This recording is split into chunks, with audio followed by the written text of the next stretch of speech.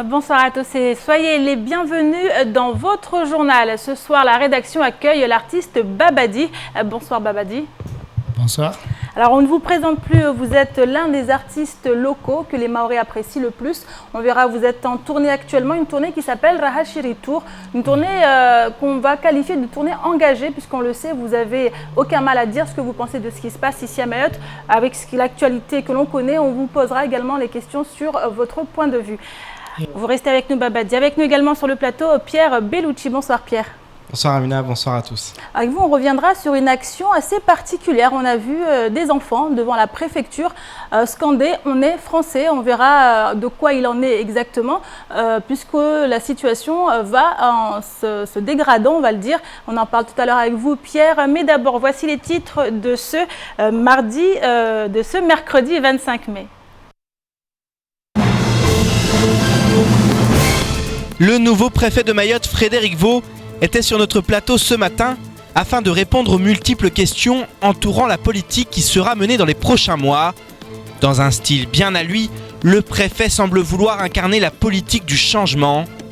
Toutes les explications en ouverture de votre journal.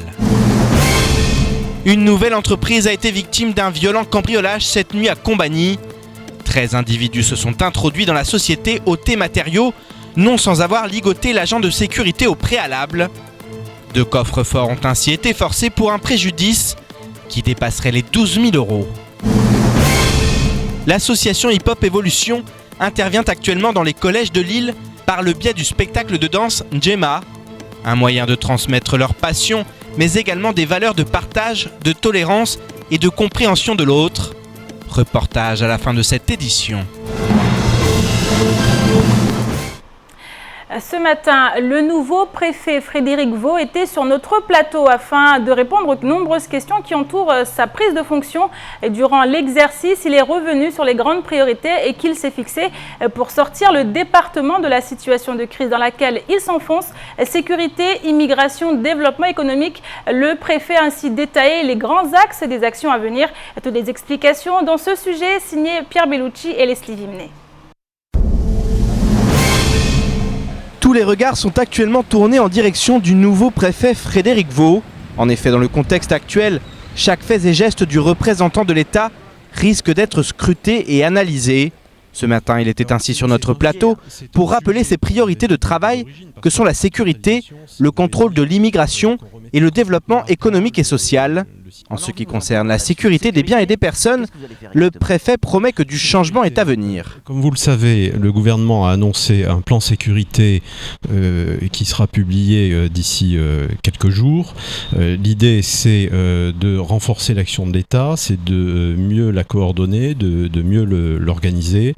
Et mon intention est, dès que ce plan sera publié, de réunir ce qu'on appelle l'état-major de sécurité publique, que je co-préside avec le procureur de la République, pour décliner cette mise en œuvre. Alors il y a un certain nombre de choses qui sont déjà faites, je pense à la sécurité dans les transports scolaires, aux abords des établissements scolaires, un certain nombre d'opérations sur le territoire, et l'objectif est de renforcer cette approche et de démultiplier la présence. Le plan global qui doit être annoncé incessamment sous peu concerne la sécurité, mais également la lutte contre l'immigration. Même si pour cela, le préfet souhaite que le climat s'apaise rapidement.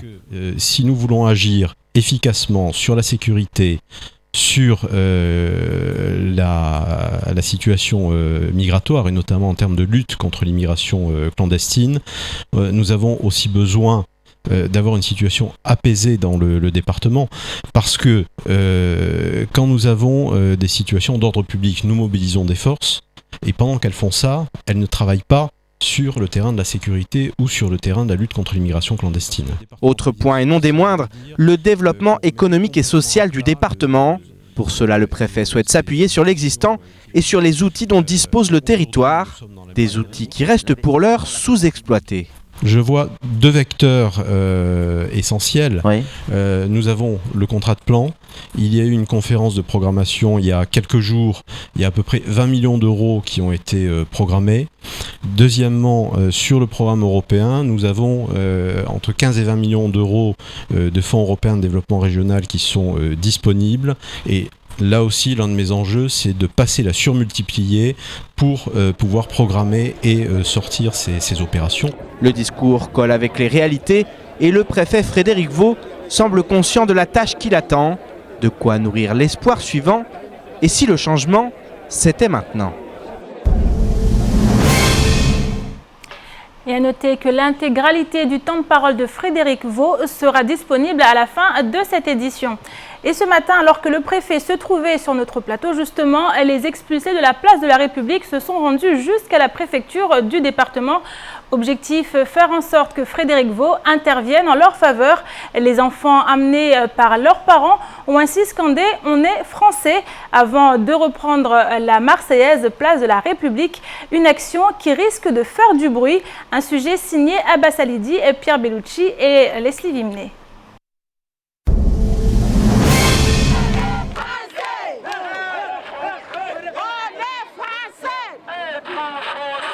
Les expulsés de la place de la République ont manifesté ce matin en se rendant notamment jusqu'à la préfecture du département. Les enfants en première ligne ont notamment scandé leur appartenance au pays des droits de l'homme. Pas vraiment du goût de certains passants qui ont souhaité s'exprimer. Il faudrait que le séjour soit ouvert pour que les gens puissent partir, soit à La Réunion, même en France. C'est grand en France. On n'a pas assez de place ici, il n'y a pas de place à Mayotte. Qu'est-ce qu'on va faire avec tous ces gamins-là? On est saturés.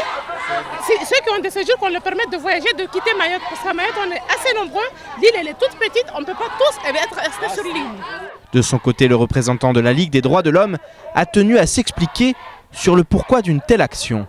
Nous avons amené ces enfants expulsés, qui sont des enfants français, pour aller montrer à la préfecture la souffrance que vivent ces enfants il y a plus de 10 jours. Nous vivons dans une république française et nous espérons que par ce petit geste, le préfet essayera, et on sait qu'il cherche des solutions, mais essayera de trouver rapidement une issue à cette crise humanitaire. Le préfet s'est justement exprimé sur ce sujet brûlant, affirmant que la situation se réglerait au cas par cas. Les certificats d'hébergement vont ainsi être examinés un à un afin de déterminer lesquels sont potentiellement apocryphes. Les familles ayant utilisé des faux seront ainsi reconduites à la frontière, tandis que celles en possession de véritables titres d'hébergement regagneront leur commune d'origine.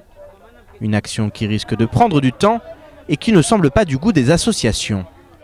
Et pourquoi à Mayotte, nous permettons, je ne dis pas ils se permettent, nous permettons d'amalgamer les choses. Nous permettons d'outrepasser la loi, la Constitution française, les droits des citoyens. Ça m'étonne un peu que tous les acteurs politiques, sociaux, ne prennent pas en main cette cause. L'action du jour aura eu le mérite de faire du bruit et de marquer les esprits. Quant à savoir si cela fera avancer la cause, il s'agit là d'une autre histoire. Pierre, les images qu'on a vues ont choqué beaucoup de personnes. Ah oui, ça interpelle, oui, c'est le moins qu'on puisse dire, parce que effectivement, la plupart de ces enfants sont des enfants français, ils sont nés sur le territoire français. Maintenant, c'est les premières victimes de tout ce qui se passe, déjà parce qu'elles n'ont pas demandé à être là, elles n'ont pas demandé à venir là, à être dans cette situation, à être emmenées dans cette situation-là. La plupart sont complètement déboussolés parce qu'ils ont quitté leurs écoles, ils ont quitté leur quotidien. Voilà, il y a énormément de bouleversements, ils sont place de la République également, donc vous voyez, c'est une situation compliquée. Et là, ils sont mis au front, en première ligne, pour régler cette crise. Est-ce que c'est vraiment à eux de régler cette crise? Est-ce que vraiment on doit... Parce que là, forcément, on parle d'instrumentalisation. Voilà, est-ce que ça rejoint ce qu'on entend en ce moment? En tout cas, ça va ne faire qu'alimenter les rumeurs, ce genre d'action. Parce qu'effectivement, on entend l'instrumentalisation avec énormément de choses qui circulent. Donc, ce genre d'action, forcément, ça ne va pas dans le sens de l'apaisement. que tout le monde souhaite et que le représentant de la Ligue des droits de l'homme semble souhaiter aussi. Maintenant, lorsque l'on voit ces adultes encadrés, ces enfants qui eux ne comprennent pas vraiment, parce que on peut pas imaginer que ce soit ces enfants qui, de leur propre gré, se sont dit et si on allait à la préfecture faire ça. Donc voilà, donc on a un peu du mal à comprendre. Forcément, ça a choqué, ça va faire beaucoup parler. Et puis voilà, c'est pas forcément une manière de résoudre les problèmes, bien au contraire. Alors du côté de la préfecture, est-ce qu'il y a eu des réactions ? Écoutez, oui, le préfet, on l'évoquait hier, il l'a évoqué à nouveau sur notre plateau ce matin, il a expliqué qu'il allait régler cette situation, que ça allait prendre un peu plus de temps parce qu'il avait décidé de faire du cas par cas, de prendre en compte ces titres d'hébergement, ceux qui sont réels, ceux qui sont faux. Les personnes qui auront des titres d'hébergement, qui sont de véritables titres d'hébergement, rentreront chez eux, j'allais dire, dans leur commune, ils ont le droit d'être sur ce territoire, ils sont en situation régulière. Est-ce qu'on ne craint pas justement le fait qu'ils ont été délogés par les villageois? S'ils reviennent dans le village, ça ne risque pas de créer d'autres troubles à l'ordre public? C'est justement, on va voir comment la préfecture mène ses actions, parce que la préfecture a essayé d'expliquer que ceux qui n'auraient pas de titre d'hébergement, qui auraient des titres d'hébergement apocryphes, seraient renvoyés aux Comores, puisque justement ils retomberaient dans une situation irrégulière. Donc on va voir comment tout va être mené. En tout cas, le préfet, hier nous lui avons posé la question lors de la conférence de presse sur les expulsions à venir, parce qu'il y en a d'autres qui sont à venir, qui sont déjà annoncées. Il a expliqué que les forces de l'ordre n'empêcheraient pas ces expulsions. Donc c'est vrai que tous les journalistes l'ont regardé, vous n'allez pas intervenir. On sera là pour contrôler, il a expliqué, on sera là pour que les choses ne dégénèrent pas, pour qu'il n'y ait pas de violence. Mais voilà, les forces de l'ordre sont aussi présentes, il y a toute une population qui est là, qui mène ses actions de concert, et il faut comprendre aussi que pour les forces de l'ordre, c'est compliqué. Donc voilà, donc il envoie quand même beaucoup de signes. On sent un revirement complet, on a l'impression, par rapport à vraiment, ouais. l'ancien préfet. On sent qu'en tout cas, au niveau de la communication pour le moment, il veut, on disait le changement c'est maintenant, mais on a vraiment l'impression qu'il veut en tout cas changer, en tout cas en termes de communication, il veut changer les choses par rapport à ce que faisait son prédécesseur. Il veut changer les choses et il a commencé à mettre des actions en place. La Légion sur l'îlot Mtsamboro, c'est quand même une action très très forte. Également lorsqu'il nous explique que ça sera évalué au cas par cas, alors qu'avant la préfecture semblait laisser un peu cette situation se gangréner, c'est qu'il a conscience qu'il faut agir maintenant. Il va sûrement changer les méthodes par rapport à celles qui faisaient foi auparavant. Donc maintenant on va voir ce que ça va donner. En tout cas, ouais, c'est vrai qu'on voulait revenir sur cette action parce qu'elle a choqué beaucoup de monde. C'est un peu étrange dans le contexte actuel de faire ça et de mettre en avant des enfants, voilà, sans rentrer dans la politique, parce que sûrement ces personnes qui font ça veulent entrer dans un jeu politique, ne font ça pas ça par hasard. Voilà, nous devions d'en parler et d'essayer de comprendre et voilà, de se poser les questions, les bonnes questions. On continuera à suivre la situation du côté de la place de la République, bien sûr, Pierre, durant les jours à venir.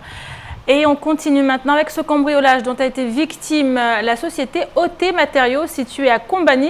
Les faits se sont produits durant cette nuit aux alentours d'1 h du matin. L'agent de sécurité qui se trouvait sur place a été ligoté par une dizaine d'individus cagoulés et armés. 2 coffres blindés ont ainsi été forcés et les malfrats sont repartis avec un butin de plus de 12 000 €.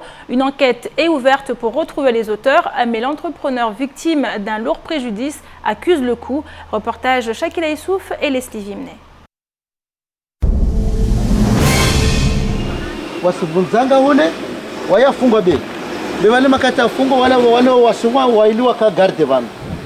Bien organisés, 13 individus ont pénétré dans l'enceinte de l'entreprise OT Matériaux cette nuit. Ils ont ligoté l'agent de sécurité qui a su garder son sang-froid et profiter d'un moment d'inattention des voleurs pour se libérer et prendre ses jambes à son cou. C'est encore sous le choc qu'il accepte de témoigner.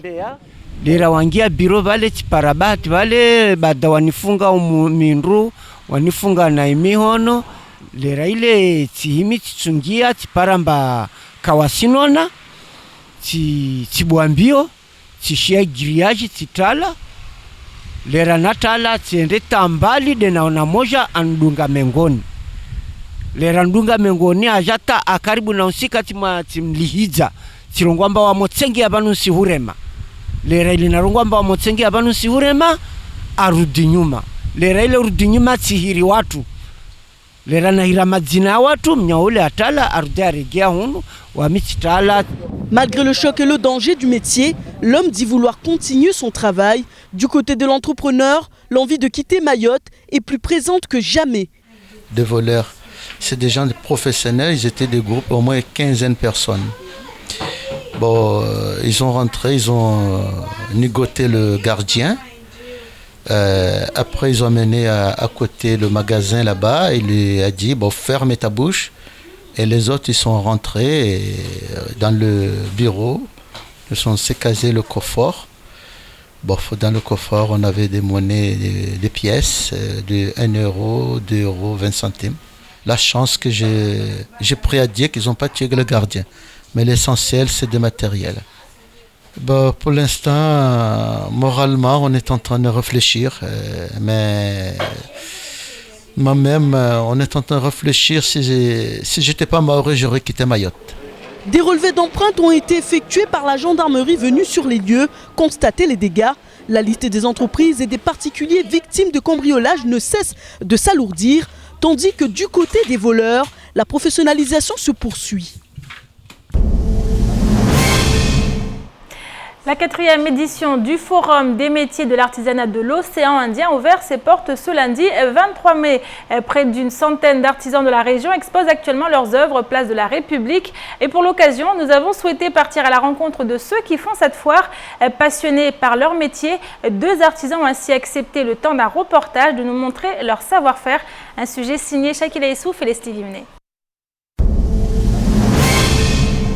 Bois rouge, calebasse, aluminium, fabriquer des objets à base de matériaux naturels, Bakar souhaite à travers son art contribuer à la protection de l'environnement en redonnant une nouvelle vie aux matières premières. Le matière c'est bois, la noix de coco et plus la noix de coco, les matières de recyclage. Moi j'ai recyclé quelques objets, les canettes, sur la canette de rejeter et je recycle, j'ai fait les porte-bougies comme ça pour nettoyer les ordures qui sont jetées dans la mer et tout ça. On l'améliorer, les choses que j'ai rejetées et puis on va le prendre pour faire vivant comme ça. Moi je fabrique juste, il y a le boîte à bijoux, il y a une chaise traditionnelle, il y a tous le noix de coco, il y a le lampe traditionnel. Les artisans, fiers et heureux de montrer leur savoir-faire, profitent de cette foire pour écouler leurs marchandises et exporter leurs arts. Mardia, esthéticienne de profession, a su se diversifier pour approcher la clientèle mahoraise en modernisant le mbiwi avec des strass et des paillettes. J'ai pris de l'expérience, je me suis diversifiée. Qu'en fait, je suis devenue maquilleuse, tatoueuse éphémère, tout ce qui est henné, tatou pailleté, jaguar. Et maintenant, je viens de breveter l'idée des mbiou, paillettes et strass. Mettre en avant les mbiou parce que c'est une nouveauté, personne ne l'avait encore fait. Et surtout parler de mon futur local qui j'espère ouvrira pour la fin du Ramadan.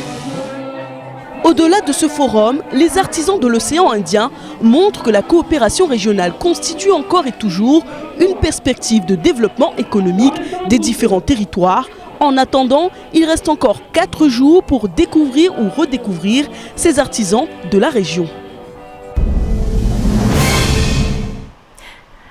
Venons-en maintenant à cet artiste que nous connaissons tous, Babadi, qui a entamé une tournée à Rahashiri Tour, une tournée qui a commencé depuis le 6 mai, qui se poursuivra jusqu'au 4 juin. Babadi, on vous voit ici avec derrière les images de votre nouvel album, un album que vous avez voulu engager. On regarde, on écoute un morceau, on en revient juste après.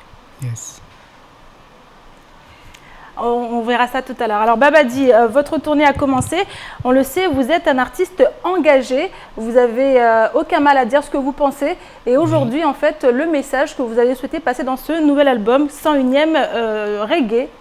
C'est un message de quand on est citoyen, on est obligé de ne pas laisser passer les choses. Là, je viens de voir pas mal de reportages. Bon, j'habite à Mayotte et puis je suis en train de les vivre aussi. Donc je crois que cet album, il est plutôt citoyen que dire le mot engagé. Parce que le mot engagé, c'est comme si je fonce dedans, j'ai des solutions. Mais c'est citoyen, c'est-à-dire qu'il faut avoir cet esprit critique et aussi applaudir quand les choses se passent bien. Donc je crois que l'album, il est le fruit de sixième album. Donc je crois que ça a mûri. Mon message dès le départ a été la citoyenneté et le savoir vivre ensemble et le respect et le rastafarisme. On va regarder le morceau et puis on continue d'en parler juste après Babadi. Yes.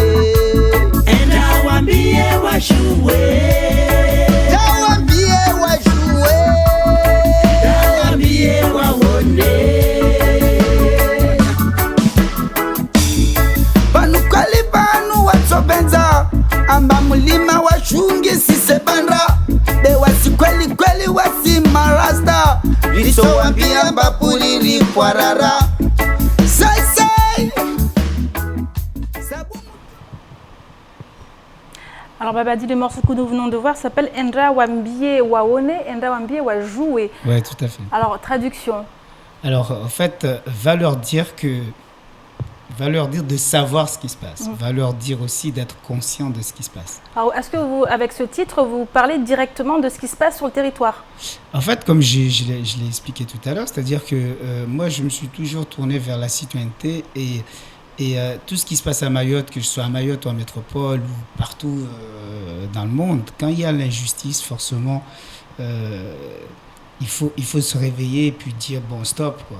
Et quand il y a quelque chose de bon qui se fait, il faut l'applaudir. Donc moi, je suis toujours dans cette optique-là, c'est-à-dire c'est de réveiller la conscience et que chacun prenne ses responsabilités, parce que moi, en 2008, j'avais sorti l'album Résistance et tout, et j'avais déjà souligné un peu ce qui se passait, ce qui allait devenir à Mayotte là. Je l'avais déjà bien souligné que si on continue à faire de l'hypocrisie, c'est-à-dire entre l'État comorien qui veut pas prendre ses responsabilités et l'État français qui joue un peu l'hypocrisie. Est-ce que Mayotte est français ou pas française? Qu'est-ce que devant l'État comorien, l'État français, est-ce qu'il doit assumer pleinement son truc? Voilà. Donc c'est à force de rester dans cette hypocrisie qu'on se trouve aujourd'hui dans cette situation. Et Endra Wambie, c'est justement, va leur dire que maintenant, voilà, ça explose. Mais moi, en tant que Rasta, en tant qu'un être humain tout simplement, je crois que maintenant, il faut positiver. Il faut très positiver, parce que si on laisse enflammer les choses comme ça, là, mais les enfants, là on vient de voir des enfants, même nos enfants, nous les Maoris aussi, et quand ils voient leurs parents, leurs grands frères faire de la violence comme ça, vous croyez que cette histoire-là va s'arrêter? Donc je crois que... le choix du reggae, ça a été important, ça a été déterminant pour vous? Voilà, le reggae, c'est dès l'âge de 8 ans, j'ai le reggae avec moi, et j'ai Bob Marley avec moi, et j'ai d'autres grands stars du reggae avec moi, avec qui je me suis beaucoup inspiré, et puis beaucoup étudié pour mieux comprendre en fait qu'est-ce qu'ils veulent donner à l'humanité. Et je vois que la musique reggae et le message Rastafari, il a sa place pour la paix, pour le bien-être de chaque nation, et de vivre ensemble, de savoir partager. Et c'est ça le rastafarisme. Et en termes de message, Babadi, vous vous adressez souvent à la jeunesse mahoraise. Alors, quel est ce message?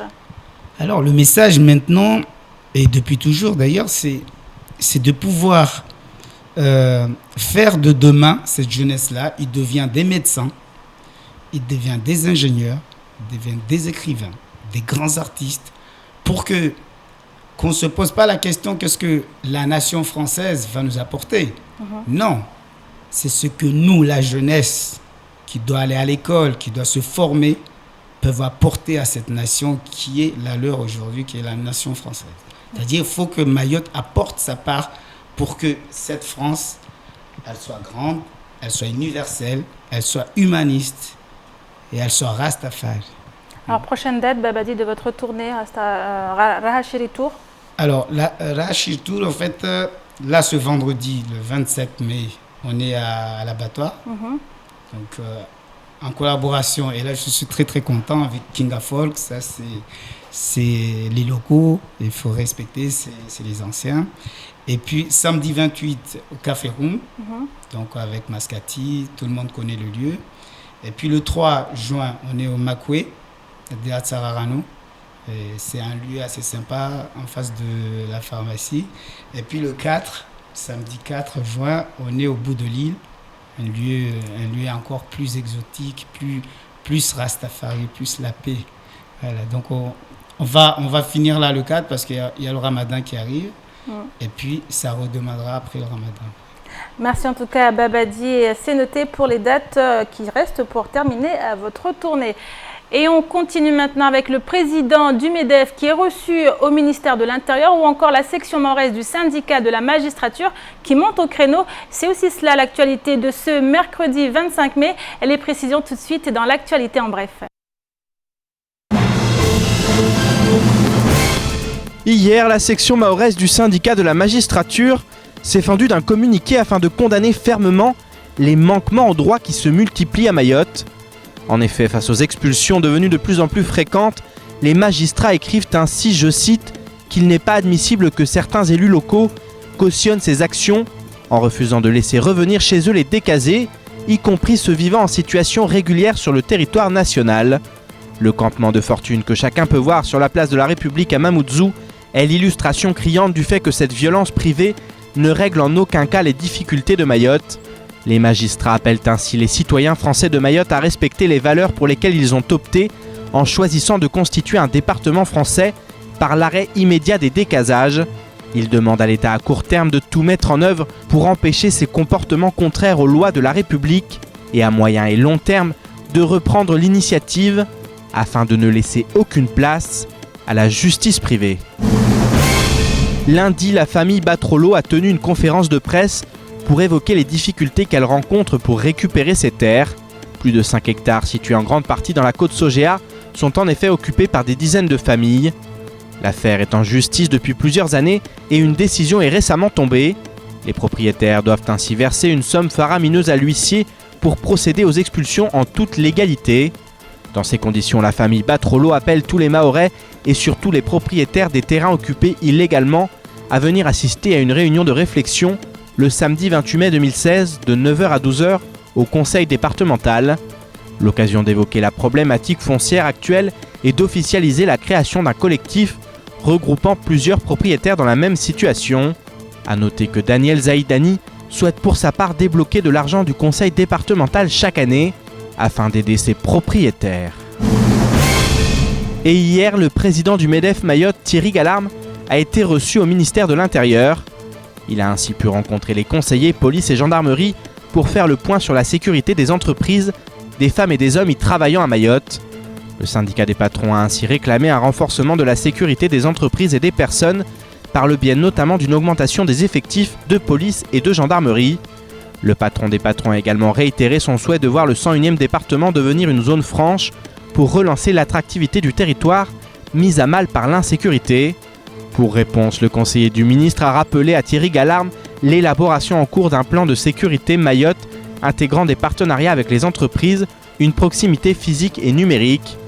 Un plan des plus attendus qui doit être annoncé dans les toutes prochaines semaines.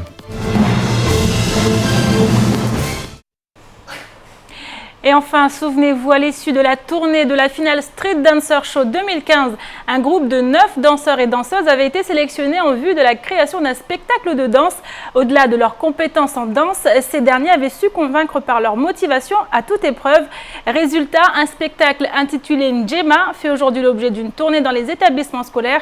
La troupe était ainsi aujourd'hui au collège de Mgombani. Retour sur la manifestation avec Adèle Laurent. Dans le cadre de leur tournée dans les établissements scolaires, les 9 danseurs du spectacle Njema étaient aujourd'hui au collège de Mgombani. Cet établissement propose en effet un atelier et 2 AS danse à ses élèves, l'occasion pour eux d'échanger avec les danseurs d'Hip-Hop Evolution. Et pour cette professeure de PS, la danse est aussi un moyen de canaliser les jeunes. L'origine déjà de la danse hip-hop, du battle, c'était de s'affronter, mais pas avec les poings, mais de s'affronter par la danse. Et on voit qu'aujourd'hui c'est assez fédérateur. Et d'ailleurs, dans mon AS danse hip-hop, il y a beaucoup d'élèves qui peuvent être compliqués à gérer et qui en fait à l'AS Danse sont très faciles et sont très intéressés par ce qu'ils font. Pour ce danseur-interprète de la troupe Njema, cette tournée dans les établissements scolaires permet également de transmettre sa passion. Grâce à ça, le hip-hop commence à se développer dans l'île. Après, il y a des jeunes, ils sont pas dans la domaine, mais après ils commencent à venir petit à petit, on voit des spectacles. Comme par exemple moi je suis rentré dans l'hip-hop parce que j'ai vu mes grands frères en faire. C'est pour ça que je suis là. Et franchement, je trouve que Hip-Hop Evolution, ils font un bon travail. Car en faisant des spectacles comme ça met des jeunes dans la danse. Et plus il y a de la danse, moi je dirais qu'il n'y aura pas de danse, là je serais peut-être un voyou, je sais pas. Parce que si t'as rien à faire, c'est là que tu commences à faire des trucs pas bien et tout. Originaires de différents villages et ne pratiquant pas les mêmes styles de danse, ces 9 danseurs s'entraînent régulièrement et partagent dans le même temps leurs connaissances. Perso, ça demande vraiment de l'effort, du courage, parce qu'on fait beaucoup de trucs, tu vois. Donc pour moi c'est un peu difficile, mais voilà, je m'adapte petit à petit. Lorsqu'on s'entraîne, on est à fond quoi, pour pouvoir mieux gérer nos chorés, tout ça. Moi je suis un danseur depuis des Calafons, mais je connaissais pas beaucoup de trucs, du coup voilà. Ce spectacle m'a permis de connaître plusieurs modes de danse.